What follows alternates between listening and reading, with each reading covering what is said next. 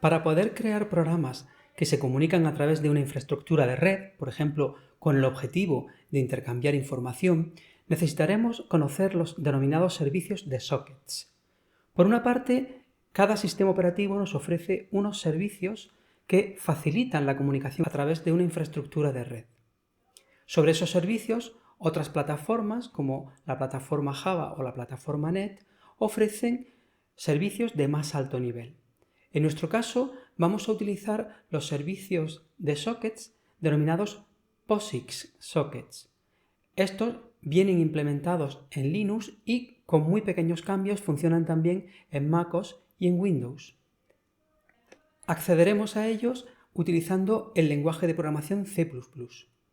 En este primer vídeo vamos a ver cómo preparar nuestro sistema para poder compilar programas en C++. Aprenderemos a crear un socket, un endpoint o punto de intercambio de información y conoceremos los diferentes parámetros que deberemos de utilizar con la función socket. Y por último, también aprenderemos cuál es el formato con el cual se envían a través de la red ciertos tipos de datos, como son los números enteros de 16 o de 32 bits, a fin de que ordenadores con diferentes arquitecturas hardware puedan comunicarse sin ningún problema. Sin más, abrimos una ventana de terminal y comenzamos a trabajar. Lo primero es comprobar que tenemos instalado el compilador de C++, para lo cual no hay más que introducir el comando g++ en la consola y comprobar cuál es la respuesta. En este caso nos dice que no existe ese comando. Si lo tuviésemos instalado nos daría un mensaje indicando que no hemos facilitado un archivo con código fuente de entrada.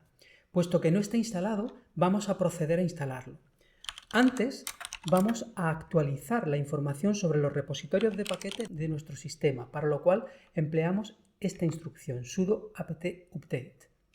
Actualizada la lista de paquetes, podemos proceder a instalar el compilador con esta orden, sudo apt install g++. Descarga el paquete de internet y lo instala. Si ahora volvemos a introducir el comando g++, ahora ya nos indica que no hemos facilitado un archivo de código fuente de entrada, con lo cual estamos seguros de que tenemos nuestro compilador instalado.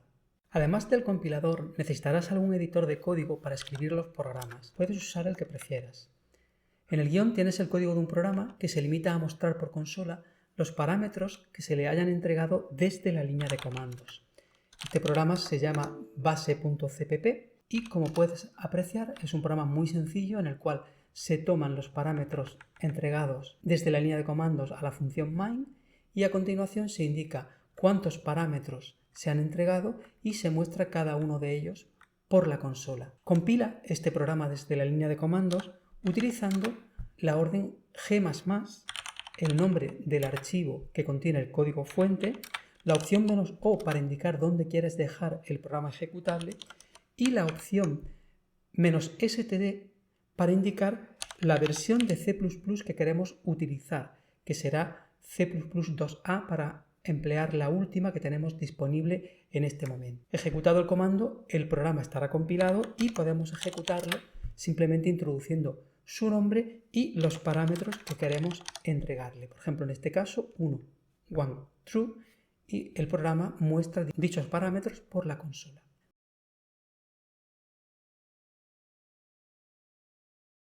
Un socket es una estructura de datos mantenida por el sistema operativo que facilita el acceso a las interfaces de red de un ordenador.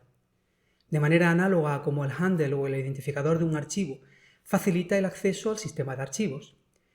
Si este último se obtiene con la función fopen, a la que hay que indicar la ruta del archivo, modo de apertura, etc., un socket se obtiene con la función socket. Según los parámetros que entreguemos a esta función, el socket tendrá unas características u otras. Los sockets estándar son los de la capa de transporte y facilitan el uso de los protocolos UDP y TCP, tal y como estudiaremos en prácticas posteriores. Estos sockets se caracterizan por llevar asociado un número de puerto. Siempre que este no sea un puerto privilegiado, lo que equivale a decir que el número sea superior a 1024, cualquier programa puede abrirlos y comunicarse a través de ellos. Con los sockets IP o raw sockets se facilita el acceso a servicios de más bajo nivel. accediendo a las capas de red y de enlace sin pasar por la de transporte. Esto implica que el uso de estos sockets requerirá unos ciertos privilegios por parte del programa para poder ser ejecutado. Recuerda que los servicios que nos ofrece el protocolo IP son no orientados a conexión, por lo que se reducen al envío y recepción de datagramas, con una comprobación de errores muy básica y sin más verificaciones de si los paquetes son entregados, el orden en que se entregan y otras características más avanzadas que se asocian a los servicios orientados a conexión. Vamos a una ventana de terminal para conocer cómo vamos a utilizar la función socket. Nos interesa saber cómo usar la función socket para poder crear un socket o endpoint, un punto de comunicación a través de la red. Como siempre, con el comando man podemos consultar toda la información necesaria para utilizar una función. En este caso, introducimos el comando man socket y podemos ver, para comenzar en la parte superior, los archivos de cabecera que debemos de incluir en nuestro programa para poder utilizar esta función. Mientras que en la línea siguiente observamos que al invocarla vamos a precisar de 3 parámetros. El primero, el dominio, establece la clase de direcciones que se quieren usar y está representado por constantes que comienzan con el prefijo AF, como se ve aquí abajo. En la mayoría de los casos utilizaremos AF-INET para trabajar con direcciones IPv4 o AF-INET6 para trabajar con direcciones IPv6. Al trabajar con raw sockets puede utilizarse AF-Packet a fin de trabajar con paquetes de bajo nivel. El tipo de socket determina si se empleará un servicio orientado a conexión, tipo SockStream, o no orientado a conexión, tipo SockDegram. Para raw sockets, la constante a utilizar será SockRaw. El último parámetro establece el protocolo que se usará con el socket. Cuando el tipo de socket es SockStream o SockDegram, este último parámetro puede tomar el valor 0, ya que se asume que el protocolo será TCP para crear un socket orientado a conexión y UDP para uno no orientado a conexión. Para otros tipos de socket es preciso indicar de manera explícita el protocolo. Veamos en la práctica cómo utilizar esta función para obtener un socket. Con este fin vamos a abrir el programa Crea Socket, que se facilita como parte del guión de esta práctica. Lo abrimos en nuestro editor y podemos ver cómo se utiliza la función socket en esta línea del programa. Concretamente creamos un raw socket.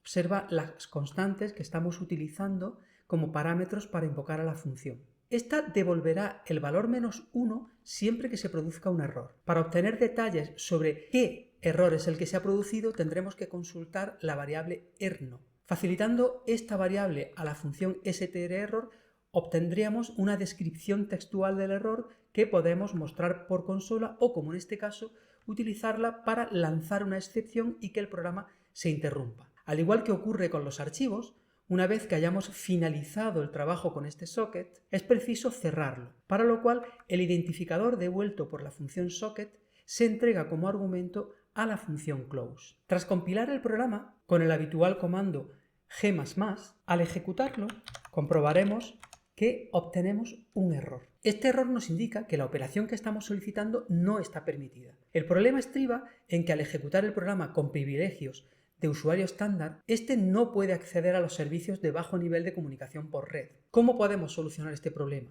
La primera opción es inmediata: utilizar el comando sudo para ejecutar el programa con privilegios de superusuario. Nos solicita la contraseña y el programa indica que se ha creado el socket satisfactoriamente. Esto, no obstante, es un peligro, por esa misma razón, porque un programa con privilegios de superusuario puede realizar cualquier tipo de operación sobre el sistema. Si este programa tuviese una vulnerabilidad, por ejemplo al procesar datos recibidos desde la red, esto podría permitir a un atacante poner en riesgo el sistema. La segunda opción, mucho más adecuada, consiste en otorgar al ejecutable exactamente los permisos que precisa para su funcionamiento. Con este fin se utiliza el comando setcap, estableciendo los privilegios que se van a asociar a este programa, a Crea Socket. De esta manera, el programa, al ser ejecutado, no necesitará el uso del comando sudo, lo podemos ejecutar tal cual y funcionará, pero sin que se ejecute con todos los privilegios de superusuario.